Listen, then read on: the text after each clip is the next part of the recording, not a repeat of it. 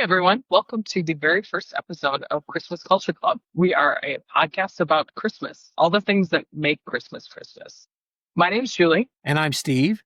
We're close friends who share a common love for Christmas and the Christmas season. And we decided that because we are so fond of it, that maybe we like to share some of the things that we know and care about with the Christmas season. One of the things as we go forward to tell you is we recognize that Christmas is set in tradition, both religious and secular. We both participate in the religious aspects of Christmas, but this podcast is generally and mostly about the cultural facets of Christmas, what it's like in the US and around the world when it comes to Christmas culture. Julie? So, our season's going to run from October 1st until Epiphany, which is January 6th. So, you're going to get about 15 episodes from us that are going to explore all the various different topics of Christmas. Hopefully, next year we run a little bit longer as we get ourselves established and get in the groove. So, that said, let me tell you a bit about myself. So, my name's Julie. I'm based out of Chicago. I live in the city of Chicago, and I'm a Christmas nut. It's been a thing for me for a long time. Like, going back to my childhood, Christmas was always kind of typical with every child. Imagine the time. I had great memories of chopping down live Christmas trees that have carried through. I'm from a Polish family, so there was a lot of traditions around Christmas. I have a big Irish Catholic family on the other side that there's 75 of us that get together. So it's always been pretty magical. And as me personally, my background is horticulture and I don't work in this space anymore, but I love all things live. So I have always enjoyed Christmas greenery and decorating. Actually, when I was in college, my part-time gig over the winter was setting up professional Christmas displays around the city of Chicago. It's pretty fun. So now, as I'm an adult, I have a husband who allows me to unleash my inner child on our house and redecorate pretty heavily. I can say that with almost a straight face. Steve, what about you? Tell me about your Christmas. Yes. So I live in the far, far, far western suburbs of Chicago. I'm originally from Cincinnati, Ohio, the oldest of six. We moved to western suburbs because of our work. I grew up, as the oldest of six, kind of fostering the Christmas traditions with my brothers and sisters. I have two sons. Christmas is always, like most American families, been special to us. My wife, Shannon, would very much love for us to have multiple Christmas trees and decorate those things. I don't know if it's out of laziness or just the fact that I like that one tree uh, in our family room. So, but yeah, Christmas from the time I was very, very young at the age of 5 and was featured on the cover of our Cincinnati Enquirer, I think it was a newspaper, with my two younger sisters sitting on Santa's lap. Christmas has been special. Very cool. So, how this got started is it's actually kind of a bit of a COVID idea. I've been chewing on this idea for several years that I'll listen to podcasts when I walk my dogs. And around Christmas time, because I'm a history nut, I'm usually listening to a history podcast. I went hunting for a Christmas podcast, and there was really nothing out there. There are a handful, but they kind of didn't scratch the itch. So for the past 3 years, I've actually been stewing on this idea. And last Christmas in 2024, I made a promise to myself that I was going to make this happen, or I was going to let it go. It needed to not take up space in my head. So we're letting the idea bubble to the surface. Steve was kind enough to come along on this journey with me. So we hope to really cover kind of current topics, like cultural topics, like Steve said, the fun of Christmas, the foods, the traditions, the history of Christmas. How did it become what it is? We're actually going to do a number of episodes on some of the key traditions of Christmas and how did it become what it is today here in America. Sure. Yeah, everything from who is Santa? Where did Santa come from? There are some amazing traditional concepts. What's he called in countries that celebrate Christmas? Is it always about Santa Claus? Live versus fake trees? What's that like? In fact, in a minute, I think we should take a little quiz about some of these things. But there's one of the things that interests me. You hear a lot. One of my favorite movies is A Christmas Carol, and it's a ghost story. And as I was looking into how it was, what prompted Charles Dickens to write it, you start to learn that Christmas was in the middle 1800s in England and around Europe in general. They sat around the hearth telling ghost stories at Christmas. That was a Christmas tradition. So one of the episodes we're going to feature is called A Creepy Christmas. And it will be featuring things like, what are some of the scary stories? What are some of the scary characters? We've all heard of Krampus, I think, but there are so many of them. We also want to talk about what's it like to be one of Santa's helpers who go to malls and emulate Santa as Santa Claus versus the real Santa Claus. And yes, I do believe in the real Santa Claus. Otherwise, why would we monitor his trip every year? So anyway, Spoken like a true believer. that's right. Doggone it. Well, All let's right. get to the quiz. All right. So first question, favorite Christmas song? Ooh, so this one, of course, I have a number. I actually have I have multiple Spotify playlists. I have a quiet Christmas playlist that's contemplative. I have a rock and roll, kind of bluesy, fun, loud playlist. But the one that kind of is close to my heart is actually Choir of the Bells. And my poor husband, I have a playlist that has over 200 versions of Choir of the Bells. I love that it's just so versatile and so open to interpretation. And for me, it's a very contemplative. But, there's just so many great Christmas songs out there. But I don't love, well, I can't say I don't love, but All I Want for Christmas by Mariah Carey. It's a great song. It's catchy. It sits in your brain, but it is definitely not my favorite. But that is the U.S. favorite, Yes, it number is. one Christmas song. I have a list of the top 5 Christmas songs in the US, and that is far and away the most popular.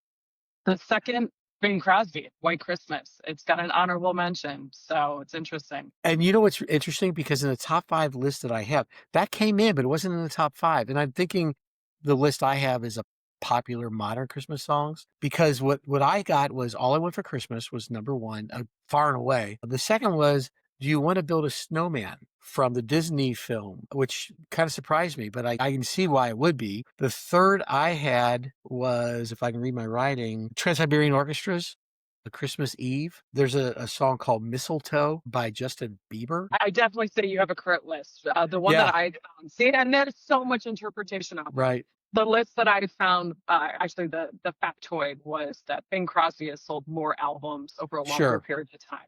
So Yeah. looking at consumption as opposed to like what's current right now, Yeah, I and think it's so changeable. I might have a Spotify list because the fifth one I had was Next Christmas, Interesting. which, okay, I guess that's a Like, Christmas song. yeah. All right, Steve, what is your Christmas cookie? Okay. So my mom was an amazing baker, and every year she'd make candy and cookies for us for Christmas.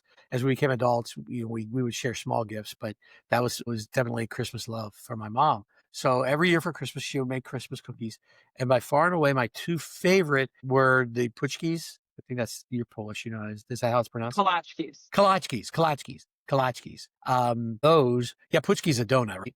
Correct. Yeah, kolachki, the cookie. So she'd make those, which were just tender and delicious. And she'd also make a cookie which is really popular in several different cultures. In some cultures, like it's called the Italian wedding cookie or the Mexican wedding cookie. We call them a snowball because that's what they look like. It's essentially I don't know if to call it a butter cookie. It's a cookie that contains nuts in it, walnuts or pecans, depending on where you live. You roll them into little balls, you bake them, and then while they're hot, you roll them in powdered sugar. So the powdered sugar kind of melts into it. I can eat hundreds of those. I probably have. There you Yours? go. And what's yours? So mine is it's kind of a controversial cookie because in my household we were raised with them called 7-layer bars. My brother had to make a pact that they were called, I think, dream bars. They've got a different name. But it's basically like the graham cracker crust with the chocolate chips, the butterscotch, the coconut, the walnuts, like all Sure. drizzled with the condensed milk. And I just love it. Like I smell that and that is instantly Christmas. I don't ever make them any other season but Christmas. So, all right, research. Google puts out a list of the top searched cookies by state. Interesting. I think they do it roughly around December 1st every year. Okay. But what I found is that it's very regional what the cookie is. So the most universal across the United States is actually frosted sugar cookies, which I Sure. can understand, Absolutely. and the ever faithful chocolate chip cookie. So That's- those two, there you go. That's Shannon's favorite cookie, the chocolate chip cookie. And I'm always like, that is not a Christmas cookie. She's like, we're eating it at Christmas, right? And I went, yeah. I see. I never make them at Christmas generally. I make them every other time of the year. It's one of my standard cookies. And I'm a crazy baker. Like I bake a lot, and especially cookies. So, but I have a very specific list of cookies that I'll make around Christmas, and Christmas is not complete until I have baked said cookies. So, Sure. Shannon actually started, she makes some that from my mom, and she started 2 years ago now, I think, with a new cookie. It's a butter cookie or sugar cookie, and it's got dehydrated cranberries.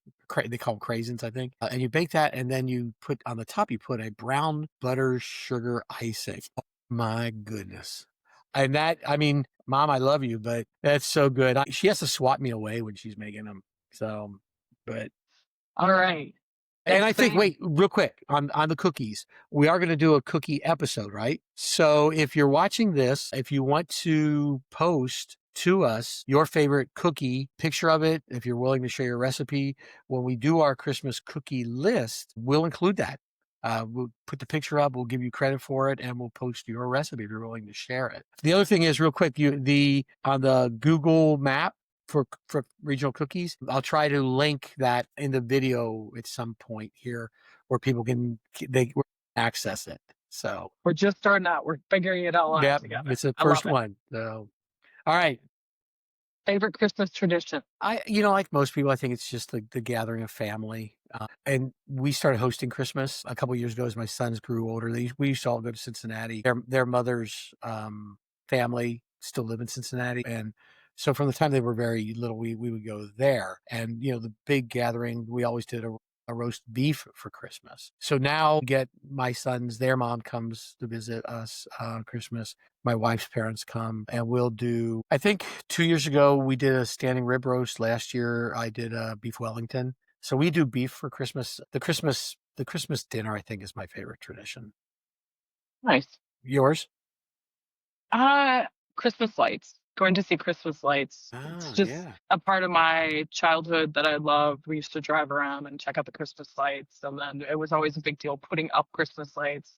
And especially now, we do a very elaborate display outside. So once a year, usually the day after Thanksgiving, we will go to Morton Arboretum here in Chicago, and they do illuminations. We go as a family. My in-laws are in from Maine, so it's all of us together, and Cool. it's one of those magic things. I love how Christmas lights light up the dark. So for me, that's my big thing. So by the research, here we go. It is number one in the United States. It's decorating the Christmas tree. So neither Oh of us yeah, said sure. that, Yeah, but yeah. That's surprising. true. That is Yeah. true. Second, I mean, this does have a regional flair again. So second is baking cookies, and third is wearing ugly Christmas sweaters. So I love it. So It's really funny about the Christmas sweaters because it seems like what, maybe a decade ago or so, when people started having ugly Christmas sweater parties, you actually found the ugliest Christmas sweater that you owned or could obtain. Now you go to any department store, and at Christmas time they actually have ugly Christmas sweater displays where you just go out and buy an ugly Christmas sweater, which kind yeah. of for me is like, that defeats the purpose. Yeah. I don't know. We'll have to do an episode on it because it's Yeah. got an interesting backstory behind it that I dug up in my research. So, Yeah, I like making the ugly. I mean, we one year I took a sweater, and actually it was a regular god awful looking sweater to begin with, but then I pinned ornaments all over it. I had to be very careful when I was hugging friends at the party. But anyway, all right, Steve, real or fake Christmas tree? Which way do you lean? I love a real Christmas tree, but we've had an artificial Christmas tree since my sons were young. And that just was because we would travel from, at the time we lived in Northwest Indiana. Shout out to Crown Point. Woo. Um, but we would travel back to Cincinnati every year to be with, my family and her family. And we tried having a real Christmas tree for about the first 3 or 4 years. But because we would be gone for anywhere from a week to 10, 12 days, no matter how much water you put in it, you come back and the needles are everywhere and the Christmas tree's dead. So we adopted an artificial Christmas tree. And I actually, when I became a single dad, when my sons were 10 or 12, got an artificial tree, which I've now had for more than 20 years. And it's a great tree. I still love it, but I prefer real, but we have fake. You? So I was raised day after Christmas, I'm sorry, day after Thanksgiving, we would go out to a local tree farm and cut the tree down. Oh, nice. And it was a huge part of my childhood. And then we would put it outside. We'd wait for about 2 weeks and we'd bring it in pretty late by today's standards. So my parents still do a live Christmas tree. We do not. My husband and I have a fake Christmas tree. I kind of focus my time on doing live greens outside. I love that. That's part of my Thanksgiving tradition is as the turkey's cooking, walk around to my neighbors and take cuttings off of trees, and I put together my Christmas trees outside. But when I lived on the West Coast for years, and when I was in Oregon, I actually lived in Christmas tree country. So there, everybody had their house and they're going to have 10 acres of land, and most of them will have the excess land planted in Christmas trees. So it's a Nice. really interesting thing. And it's one of the things that we're going to explore in another episode. It's just how do you get a live Christmas tree to market? So Yeah. Yeah, there are some huge Christmas tree farms in the region. We used to take my sons and drive by one of them. And of course, at that point, the boys would be like, "Ah, we want a real tree." And no, no, get a real tree. But you have a very yeah. specific reason why you guys have an artificial tree, Yeah. too. So my husband was a Chicago firefighter, and he is not a fan of the burn hazard that exists because I mean, if they're properly maintained, it's fine. I don't want to completely like shout out against live Christmas trees, but it does take a lot of work. To Steve's point, if you travel or anything like that, it can get dangerous. So he's got a concern about that. So I respect his concern, and so we Yeah. have a fake tree. Well, there used to be, and I don't know if they still do this. I wonder, and if friends are watching this or viewers have a comment on this, there used to be a tradition when I was little. At the time, show you how old I am. When I was little, most of the fake trees were the aluminum looking things, but so most people had a real tree. And I've got an interesting statistic on this, and I'll give it to you in a second. But what they would do would everybody have their real tree, and sometime around the first week of January or the second week of January, you take your tree because by that point it was good and dead, and people put it on the curb, and they would come around and collect it, and then the communities would have a huge Christmas tree bonfire where they'd have vendors selling hot chocolate and popcorn and all that. And I remember that being. You talk about Christmas traditions. That was one of our favorite traditions because this thing would be massive. They'd take it into a park or somewhere, clear the area, and there'd be hundreds and hundreds and hundreds of families just, sitting there watching the Christmas trees burn, having a bonfire. There's a lot of firehouses that still do that. Oh, do they That will, really? yeah, it's generally considered as kind of a fundraiser. So they'll come around and collect it. But here in the city of Chicago, they actually collect them and they use them as they put them in the lake and they help with beach erosion. So Oh, they'll put sure. them on the beaches and it acts to break up the waves It that pulls it happen in. during the winter. That's cool. Yeah. Anyway, here's an interesting statistic. Apparently, 94% of Americans put up a Christmas tree of some sort, whether it's a small tabletop or, a 12-foot tree in their front foyer. About 94% of people put up a Christmas tree. Of that percent, of that total, Julie, what percentage do you think is fake? I know the answer. Okay, what? 70%. Yes, 77% actually. That's crazy. I mean, I guess Yeah. it's not, especially, it used to be, I mean, I think my Christmas tree 20 years ago was $300. Nowadays, some of the real special trees, and in fact, I think you just got one, didn't you? Can Mhm. be hundreds and hundreds and well into the $1,000 range, right? It depends. I mean, the one that I bought was roughly around $400. Yeah. It's considered a very good value. I bought the viral Grand Duchess tree. So, but we'll leave that to another episode that we All right. dive deep into Christmas trees. So, Okay. all right. So On the theme though, yeah, go ahead. how many trees do you have in your house, Steve? One, Shannon would love to have a second one in the foyer, and maybe at some point we probably will. But when we were first married, I'd say probably half or 2/3 of our ornaments were bulbs. The traditional red, green, yellow, silver, blue, those bulbs. Mhm. And it'll be our 17th Christmas together, I think. We have replaced all of our bulbs with ornaments that have meaning to us, a lot of which are Disney themed. So I think for us, we'd have to buy a ton of ornaments if we we put a new one up. And she'd like to put one in the foyer. You? We have seven. I have one full size, and then we have a couple like minis. I've got a Christmas or kitchen themed tree that's a tiny little countertop. We have a firefighter themed tree that's in our dining room because my husband has been given about every firefighter ornament ever made. So we needed a place to park those. One of my dreams was always a snowflake tree. So we finally created that in our upstairs hallway. So I've been collecting snowflake ornaments for 20 plus years. But the one, I mean, if the house were burning down, I would actually pull my Christmas ornaments out. That's the thing. I mean, my dogs and my husband first, of course, but Christmas ornaments are incredibly important to me, especially as I get older. I realize the memories that are attached to them. My mother's been giving us a Christmas ornament specific to each year since we were little kids. So it's Okay. just a really big thing for us. And by way of the average person, do you know how many trees the average person has? One, One. mostly. Like Yeah. 1 in 10 households have more than one tree. Yeah. So Yeah. I Because I looked the absolutely, statistic of that 90% of them have one, Julie, one. you And can't so if shame me. Doesn't matter. I love my Christmas trees. My husband is maybe a little frustrated with my level of Christmas trees. They're kind of like gremlins. They just keep on keep appearing. growing, Don't you feed them after. Yeah. Okay.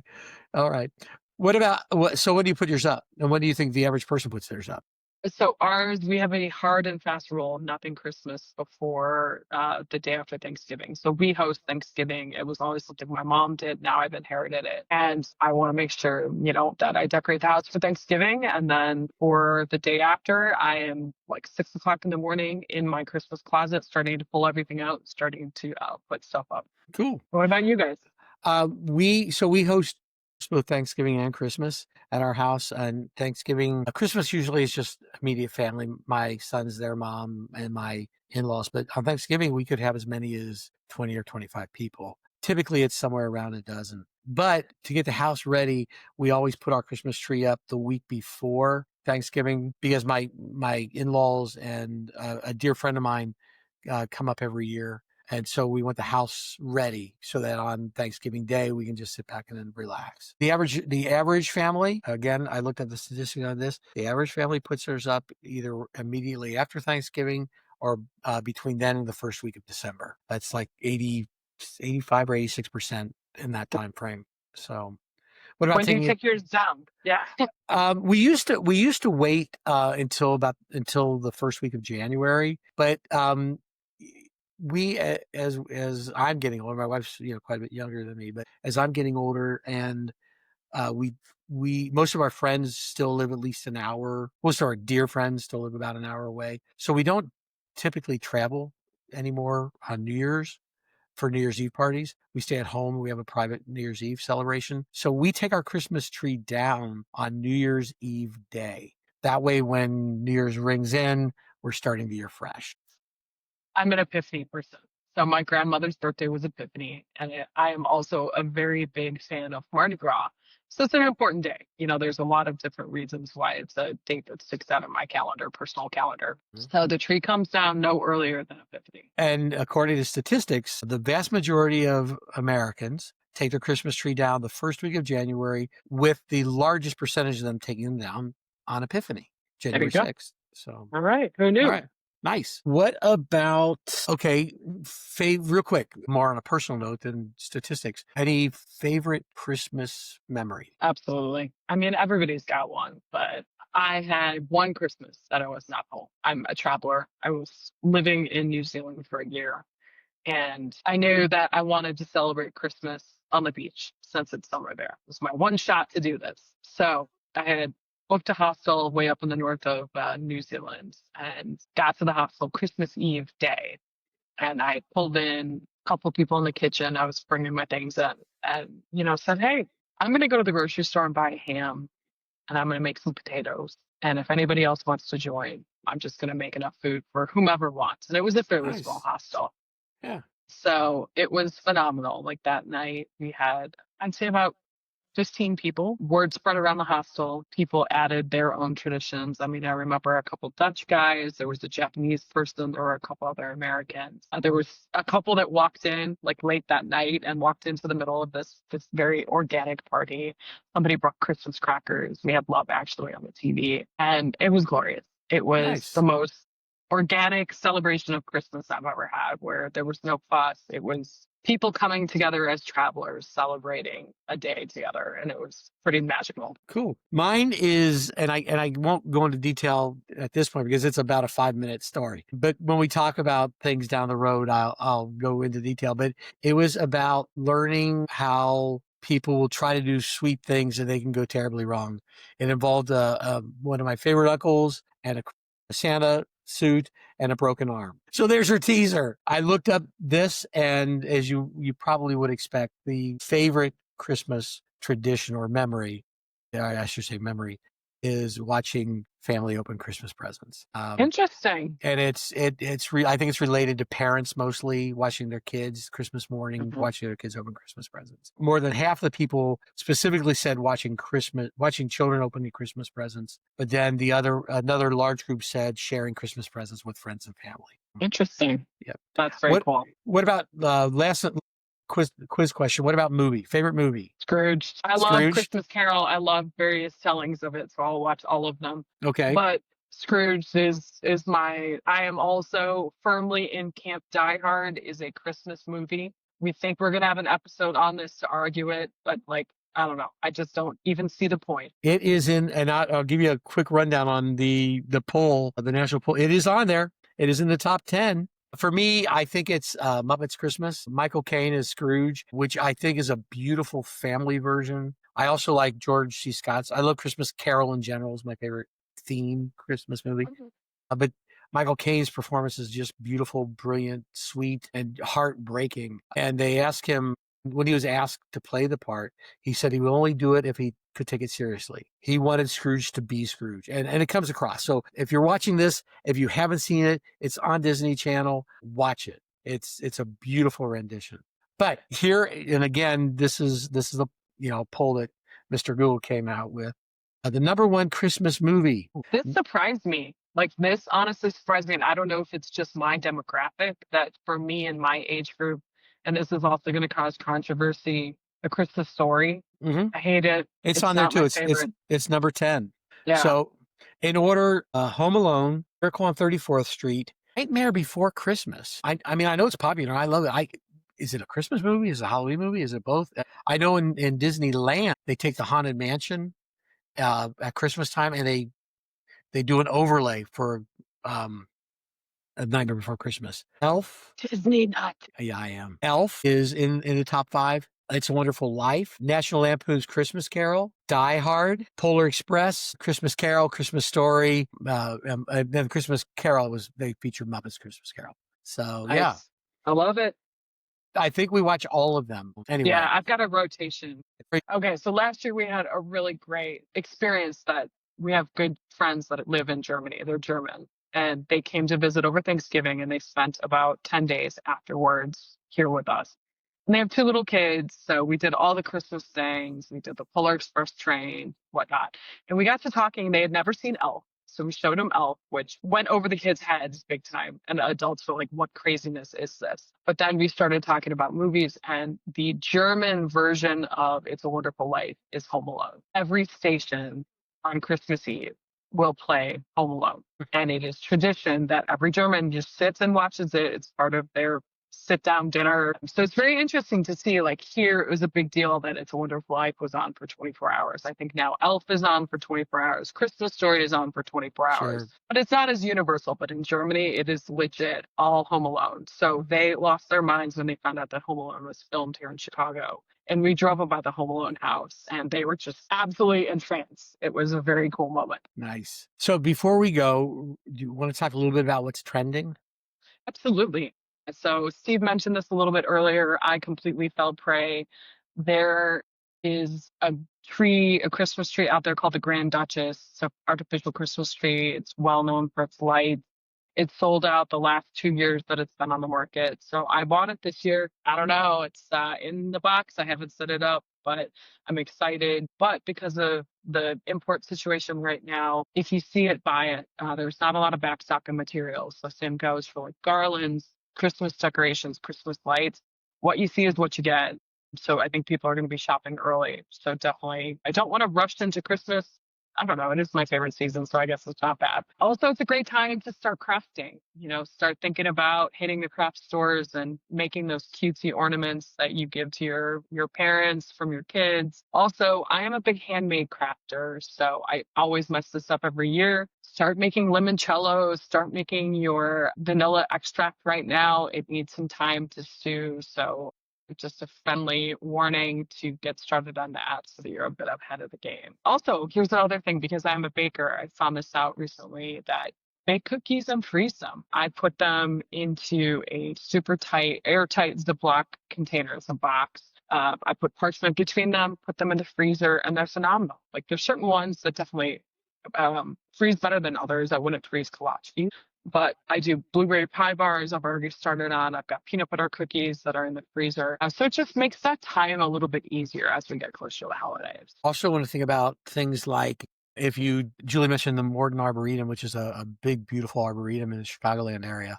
They do a big Christmas light display, which is massive. And the tickets go on sale October 1st, I think we were saying. But they sell very quickly. So if you live in an area that does feature special drive-throughs or displays or things that are ticketed events, you want to start marking your calendar to make sure you get your tickets on time.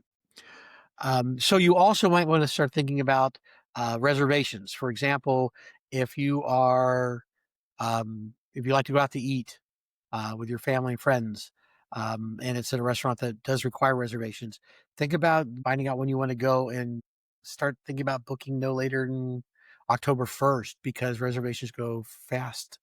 Um, there's a particular restaurant in Chicago that we love to go to, and I made the mistake last year thinking that we would all go, and I tried to book the reservation. It was right after Thanksgiving, and I was booking it for the 15th of December, and it was already full.